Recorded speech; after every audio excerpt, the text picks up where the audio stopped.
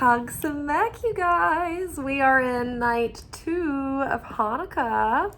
I hope y'all had a Merry Christmas, and I missed you in my absence, but I was sure everyone was festive and celebrating or hunkered down or occupied otherwise, I hope. So thank you for, I guess, your patience during my holiday hiatus, but we're back.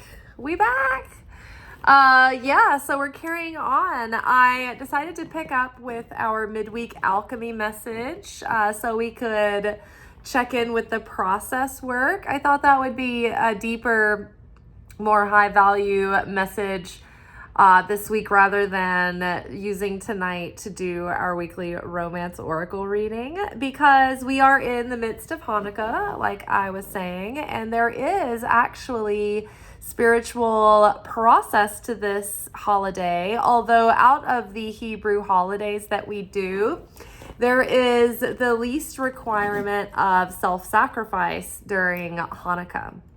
Hanukkah is mostly, it comes as a gift, and it is a time where we can finally rest in peace in the light and just sit back and connect to the Creator with some cozy candle gazing. But the idea, normally during the year, during the various holy holidays, we come to each holiday usually with some sort of form of restriction that we practice, or something that we give or do to perform in some way the symbolic relevance of the spiritual work that we're doing. And so sometimes that means that we fast, or that we restrict from certain behavior, or that we observe some sort of practice of eating a certain food or doing a certain act, and doing certain meals and telling certain stories and doing certain traditional ritual actions during those holidays. There's always like an underlying spiritual process going on as well that is helping us to heal the lower parts of ourselves, to transcend those lower parts of our soul and actually awaken and elevate higher parts of our soul. So, sorry, I was like distracted by these notifications that are coming in on my screen. So yes, we find ourselves here in night 2 of Hanukkah. And so far, if you think about the timeline of the spiritual significance of the winter holidays, we have the winter solstice, which is the darkest day of the year. It's the longest night, and it kind of represents, and it's not kind of, but it really does take us into an annual sort of dark night of the soul, where we are engulfed in that dark, cold, void time of the year. And it represents those times in our life where we're going through dark times and hard times and challenges, and we don't feel so connected to the light of the Creator, and we don't feel perfect. We feel defiled, like the oils, and the temple. And we feel like we're at our lowest and our most humble and, humiliated and broken sometimes. That's when really the light comes in. It's like when Rumi says the wound is where the light enters, right? And so that same concept is applying here, and it's in the darkest times of our life, usually, that we tap into a connection with the Creator out of our desperation and out of our suffering and our willingness at that point, our broken ego and our surrendering of the lower self. We can connect with the Creator in that complete openness and vulnerability and have a rebirth of another level of faith that transcends hope. Hope is great, and we need hope. We can't live without hope, but hope is still fairly vulnerable and flimsy. It's almost like a little flickering flame that can be blown out. We really have to protect that hope. But what we hope to establish is a strong foundation of certainty. The wise man builds his house upon the rock. not the sand. And so hope can be like sand, and it can be fleeting, and it can slip out from under you. But if the conditions, get hard enough. But that rock beneath you is that certainty that the Creator is always with you in the light and in the storm and in the day and in the night. No matter what, the Creator is with us in our triumphs and in our failures. And yea, though I walk through the valley of the shadow of death, I will fear no evil, for I know thou art with me, and thy rod and thy staff, they comfort me, and they leadeth me beside the still waters, and they restoreth my soul. And so we're reminded at this time of year that the light is coming back. And so we are in this 3 days where the sun descends into darkness, which symbolically represents the foreshadowing of the coming of the birth of the Son, the rebirth of the Son. So it is foretelling the birth of the coming Messiah, which is going to bring an ascension of consciousness and a new era of light into humanity, of salvation and grace and redemption, but also the rebirth of the physical sun, bringing in the light of vitality and renewing that into the year. And the foreshadowing of the future prophecy of the Messiah who is being born, that will one day, when that Messiah goes through the cycle of their purpose and their destiny on earth, will die and be in a liminal state for 3 days before resurrecting and being resurrected again and rising again. So that is like a yearly cycle that we see that is arranged from the 21st on the yearly natural solstice. 3 days after, when the sun starts to grow in length again and give us longer days, we have our Feast of Christmas.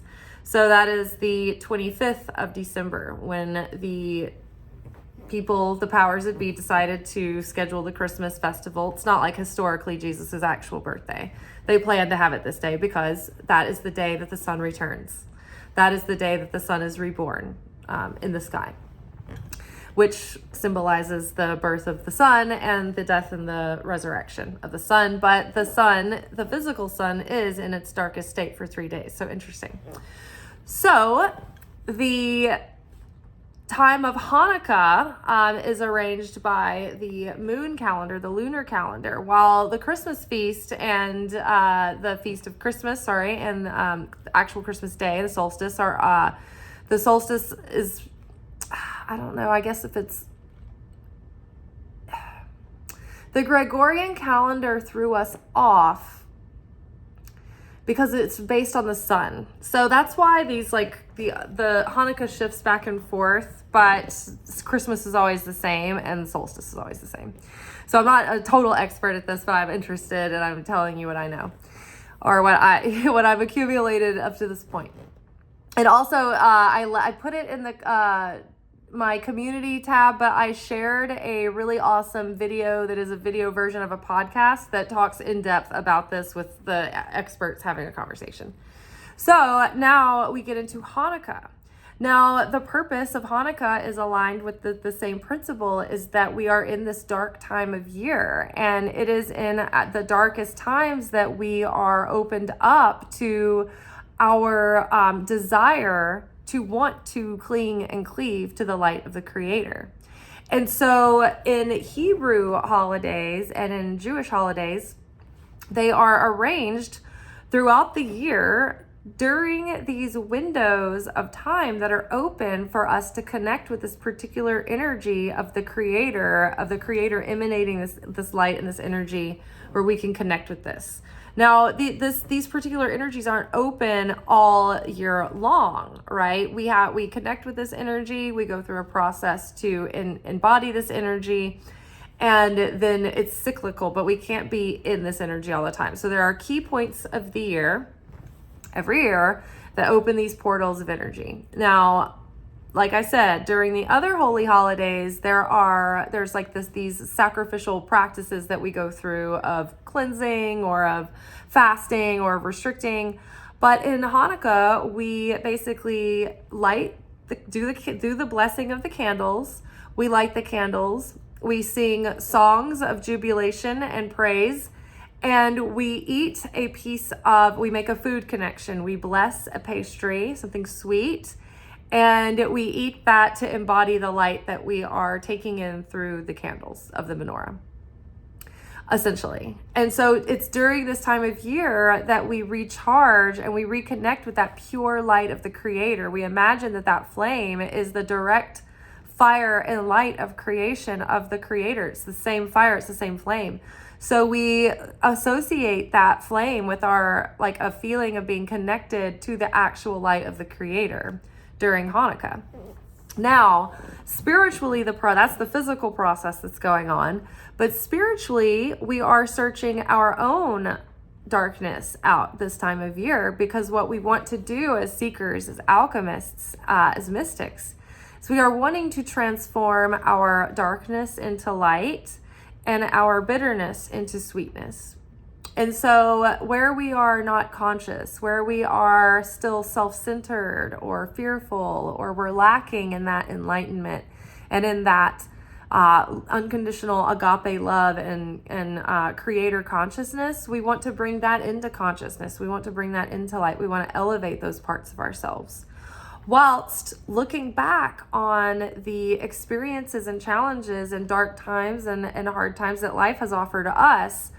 Instead of becoming bitter and holding grudges and feeling like a victim and being the victim of circumstance and living in grief and regret and remorse and having that darkness and bitterness over our lives, we can look at those experiences from a new angle and a new perspective, having grown through a process and come out the other side a stronger person, a greater soul, and a more awakened consciousness. And we're sharing more affinity with the light, and therefore we can appreciate and value those experiences and let go of that bitter sting, and actually even be appreciative of what we've gone through, but understand that the Creator had a purpose in every experience and every interaction and everything that we've gone through. And the only thing that we ever had control over was our consciousness and our heart, and what happened to our consciousness and heart through those experiences. Did we choose to become more like the Creator or more like the opponent? Are we closed down and shut down and bitter and angry and paranoid and jaded? Or have we become more caring and more sharing and more humbled and more awakened? And has our faith been strengthened and our certainty been strengthened as a result of that? Have we been able to become more grounded sources of peace and strength and security for those around us? That we can not only change and transform for the sake of our own pleasure and for the sake of our own happiness and fulfillment, but also more so for the sake of making the world around us a better place as well, so that we are better for those around us, so that we're better daughters and sons, so that we're better brothers and sisters, so that we're better parents and wives and husbands and leaders and citizens of the world, right? So it's all about fine-tuning the vessel and becoming more like the light, and becoming a better vessel for the light, so that we can receive goodness for the sake of sharing and not just receive goodness for the self alone. So this time of year is the coming of good news.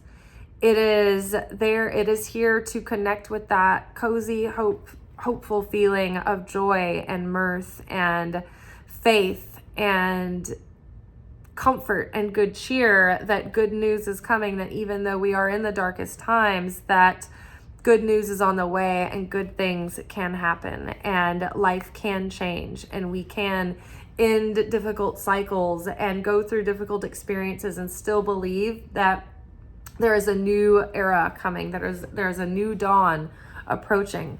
And that's literally where we're at now. We have the sun card coming up, the return of the sun. This is December 26th, so we're officially, our days are growing now. So we are on the other side of that darkest point, and the worst, literally, physically, process-wise, spiritually, after coming out of that 16-year karmic cycle, the worst is behind us and a new era is upon us. And sure, we will have new challenges and new things to face, but ultimately we have been prepared to come to a certain level so that we can enter into a new era and be co-creators and have a new experience. And so if we've been doing the work, this new era doesn't have to be fueled by chaos. It can be fueled by the peace and stability and fulfillment that comes from having that constant connection with source and creator and cleaving to the creator and learning how to maintain that connection. So the sun was followed by the Rosa Aureum, the golden rose. Now, the rose in alchemy is representative of that alchemical process that the seeker goes through. It's the spiral of going inward and doing the work of the personal development, of healing, of self-exploration, of self-discovery. The outer petals represent the outer process, which is overseen and sort of influenced by the 12 12 planets of the zodiac, or feels like there's 9 planets of the zodiac, but it's like there's the sun is one, the moon is one, and then I feel like we've got a comet, but you guys know what I'm talking about. The 12 governing signs of the zodiac are the outer. The outer mysteries are the physical influences and elements and processes that we go through.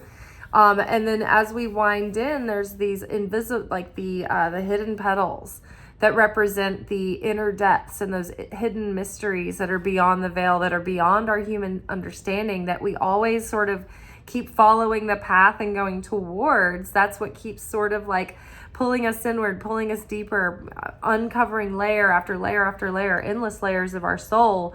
And yet we never quite get to the center. But that golden pearl, that wisdom is always there, pulling us inward into that kingship of like becoming one with that, with the God that is in us, the creator, the connection, the direct connection with the creator that we have, whilst accepting the fact that while we are in a lifetime of process that never ends, the journey never ends, we never quite get a hold of the whole mystery. There's always this unknowable mystery that will always remain, and we accept that as well, even though we seek out and we tirelessly seek out this mystery. We know that we'll never quite reach it fully, but we are in awe of the beauty of that. And this is sort of like being in that state of being in that God-fearing mystery and awe and wonder, where you look at the magnitude of it all and the unimaginable, unknowable magnitude of God and the cosmos and the universe and reality, and standing in absolute trembling, breathtaking awe of it, reverence, humility, and also the only fear we really have in the presence of that is disconnecting from it. Because through our process, we are learning that the closer we cleave to the Creator by emulating the Creator the best we can, we put ourselves in the protection and provision of in the bosom of the Creator, and we have that rest in God and that fulfillment in the bridal chamber in our hearts. But when we go into separation and we go into that reactive state that the opponent tricks us into in our ego, we have fear and lack and doubt and grudges and unforgiveness, and it creates separation and disunity, then we fall into separation from the Creator, and that's what opens us up to chaos, and we fall out of that miracle zone and that flow of miracles, and then we fall back into like those the chaotic disruption and the dissonance, until we can, reconnect with that grace. And in an instant, we can be back into that connection again. But it's all about where our consciousness is at any given moment. And that consciousness can fall in an instant, and it can be redeemed in an instant. That's the miracle there. And so we come to the blue temple here. Now, blue, I think, is interesting that is associated with Mary, the Virgin Mary's aura. Blue is peace, it's healing, it's like that agape, motherly, nurturing love. But it's also like it represents the higher realms, the angelic and celestial realms, and that higher divine inspiration and vision. And so you can see here, it's like we've got the return of the sun. We've got the birth of the Christ consciousness awakening in our hearts and in our minds. We've got the Trinity here represented with the triangle, the Father, the Son, the Holy Spirit, the three incarnations of God, the divine. Here, coming to its trifecta at this time of year, right? Like mind, body, spirit. And the whole Trinity coming together in unity during the birth of the Christ and during this Christmas celebration. So we have the personal process that we are going through at any given time, and the presence of the holy sacred mysteries and our desire to seek after them and awaken them within our heart and soul, which represents the process that we've been going through for, the duration of the time that you've been going through it. We've all joined the path at different times of our life, but we've arrived at a certain level of awakening, and we are kind of moving into that next level of consciousness in our soul. And that's what the hope is that we can reconnect during this time. We can go deep within and reconsider our experiences and change our perspective and change our hearts about things and let go of suffering and pain and actually awaken more peace and joy and faith within us through having a higher vision. So with the Sun card, we have the Feminine King of Cups. I think this is very interesting because this is like representing the union of the masculine and feminine, light and vessel, the world receiving her king, the birth of the king, the birth of the Christ, the birth of a new light, a new consciousness within the vessel, within the soul. So we are having a reawakening, we are having a rebirth, collectively and individually. And this is in sync for this time of year in our natural cycles. It is aligned with our spiritual soul cycles. So we're right on time, but particularly at this year, at this juncture, jumping timelines, we've arrived at a certain level of a checkpoint where we're receiving these kind of talismans of achievement. Sort of like we're graduating from one level of our soul school into another. And it's sort of like a time of a rite of passage, of being honored and celebrated.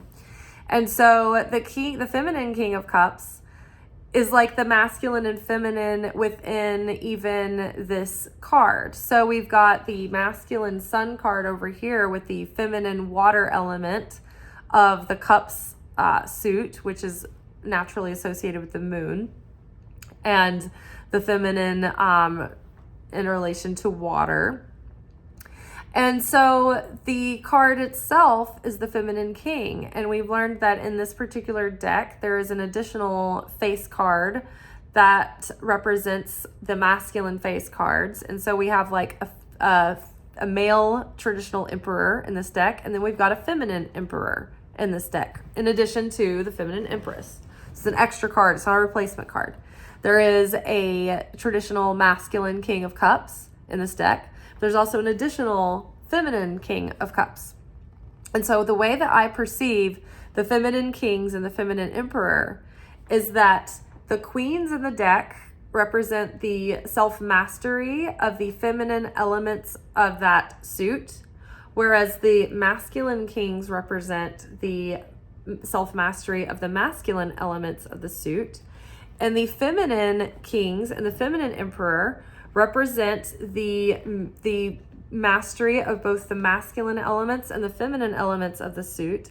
And the individual has been able to balance and marry those together in such a way that they have been integrated and are now functioning highly at a self-mastered state of whatever that suit is associated with. So our sense of rebirth and vitality and rebirth and elevation of consciousness is attached and parallels the self-mastery of the realm of the heart and the emotions. We have healed our heart and we've mastered our emotions enough to where we don't bypass them, we don't avoid them, we don't repress them, but we also don't let them control us either, right? Our emotions can inform us and help us, and we can emote and express those emotions, but they don't necessarily control our choices and our actions and our decisions. We can observe our emotions without necessarily falling prey to what they tempt us with. But we also value our emotions and what they are telling us. And so we take that into account, but we use our discernment and our reason and our good judgment before we take action. So we can feel our feelings fully, but we can have enough self-control to get sober from the initial onset of those emotions before taking action or making big choices. So we become emotionally grounded and emotionally centered, and we have a deep sense of stability and security, emotionally speaking. And because of that, we are a safe refuge in stormy seas and choppy waters, not only for ourselves, but for others. We can be a reassuring or comforting influence to those around us. And even if we don't use our words to tell people comforting messages, or we don't get involved, still our energy and our presence alone, if we have refined our vibration, can actually have an unspoken energetic authority over a room and regulate those who are unregulated. If you are strong enough and you're consistent enough in your vibration will take the lead and take control over the space, and you will influence the space and you will calm down a space. Have you ever been the person that goes into a house as a guest and the pets are going out of control, the kids are going out of control, the parents are like trying to calm everybody down, and they're going out of control? And if you add to it, then you're adding to the chaos. But if you just come in calmly and you just like sit down quietly, eventually everyone else will settle down with you. Think about it like that. So you are going into any given room with your core energy and your core vibration and your stability and your strength and your unwavering signal. That is setting the vibrational thermostat of any given room. And that gives you a vibrational authority and sovereignty over any of the other energetic influences. So this level of embodiment is here as we start to go into the next cycle, or we're getting to a place where we're understanding this and we're starting to embody this to practice going into the next cycle. So with the golden rose, our process, our look into the mysteries, we've got the Queen of Swords. The Queen of Swords has developed wisdom and savvy and strength and grit from her life's experiences. The Queen of Swords is known for maybe having gone through difficulties,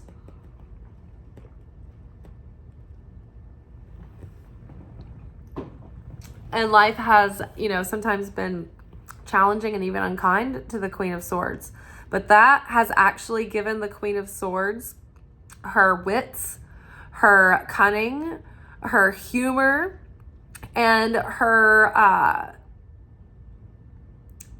value as an ally. So the Queen of Swords has discernment. She's sharp as a tack. She's observant. She sees everything. She sees every detail. She's very empathic and very intuitive in a situation, so you don't get a lot past her. she can sometimes appear to be chilly because she doesn't necessarily jump in and get emotionally involved, but and she can seem like kind of cold and standoffish because she doesn't give away her trust readily. However, once you earn the Queen of Swords trust, she is quite a contender, and she is an ally to have on your side. A good mentor, a great communicator, and a good leader, right? So this could be someone who uses their voice professionally, is a thought leader, or is a writer, or a speaker, or a teacher.